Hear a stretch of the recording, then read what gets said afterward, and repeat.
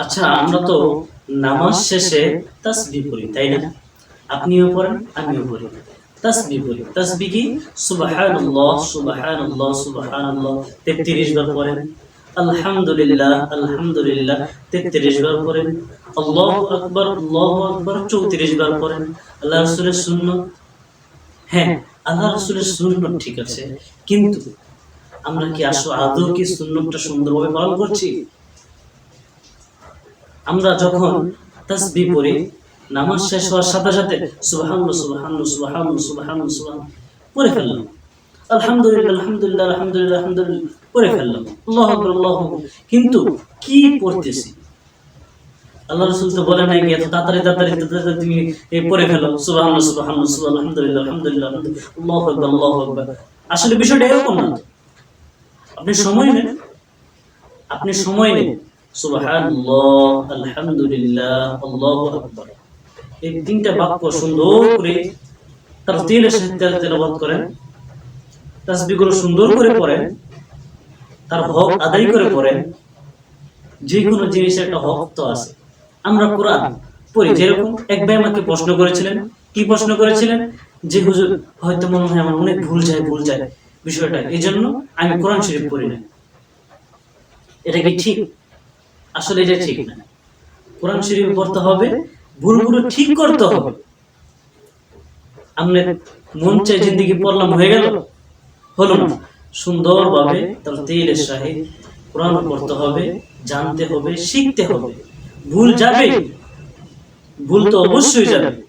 এই জন্য কি না পড়ে বসে থাকবো? কোরআন আমরা শিখবো, পাশাপাশি পড়তে থাকবো। একটা করে ভুল হোক, এটা শুধরানোর চেষ্টা করবো ইনশাআল্লাহ। আরেকটি বিষয় হলো, আমরা যখন ওযু করি তো দেখা গেছে এরকম কিছু মানুষ, মুসল্লি আমাদের পাওয়া যায় যে এই ইমাম সাহেব প্রথম রাকাতে দাঁড়িয়ে গিয়েছেন, কেরাত শেষ হয়ে যাচ্ছে, এই রুকু দিয়ে ফেলবেন। আমরা কি করি? তাৎক্ষণিক এসে তাড়াতাড়ি ওযু করি, ওযু করে কোন মতে যাবে ইমাম সাহেবের সাথে আমি রুকু দিতে পারলেই বাঁচলাম। বিষয়টা কি ভাই এরকম? আদৌ কিন্তু বিষয়টা এরকম। আপনি যে তাড়াতাড়ি ওযু করলেন, আপনি ওযুর ঠিক মতন হককে আদায় করলেন?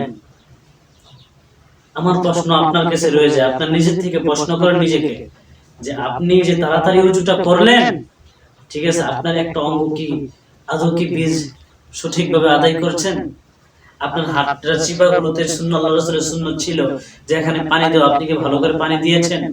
আপনি তো ভাবছেন যে আমি ইমাম সাহেবের সাথে আমি রুকু দিলেই যেন মনে হয় আমার নামাজটা হয়ে গেল। আসলে কি আপনার নামাজটা আদায় হবে? নামাজ কোন সময় আদায় হবে? যখন আপনার ওযুটা সহিভাবে আদায় হবে, তারপর আপনি নামাজে যাবেন, নামাজ আদায় করুন। হোক না এক রাকাত দেরি, হোক না একটু পরে নামাজ পড়েন, আপনি সুন্দর করে ওযু করেন। ওযুর পর আপনি সুন্দর করে তারপর নামাজটা আদায় করেন, সহিভাবে নামাজ আদায় করেন। আপনি মন চাচ্ছে, আপনি নামাজ আদায় করছেন, আসতেছেন দৌড়ে, এই কোন মতে ওযু করে চলে গেলেন নামাজে। বিষয়টা ভাই এরকম।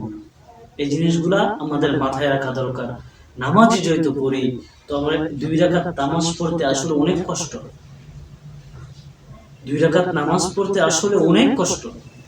যদি সঠিকভাবে আমরা পড়তে যাই, তাহলে 2 রাকাত নামাজ পড়তে অনেক কষ্ট।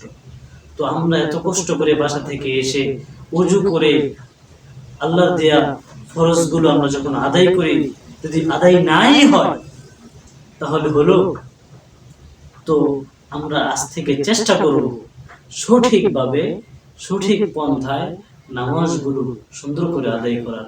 তাড়াহুড়োর দরকার নেই। আমরা ভাই, আমরা তো গুনাহ করি সারাদিন, এর মধ্যে যদি নামাজটাও আমাদের আদায় না হয়, তাহলে আর কি নিয়ে যাব কবরে বলেন তো? সেই জন্য আমরা আজ থেকে চেষ্টা করবো ইনশাআল্লাহ সুন্দর করে নামাজ পড়ার।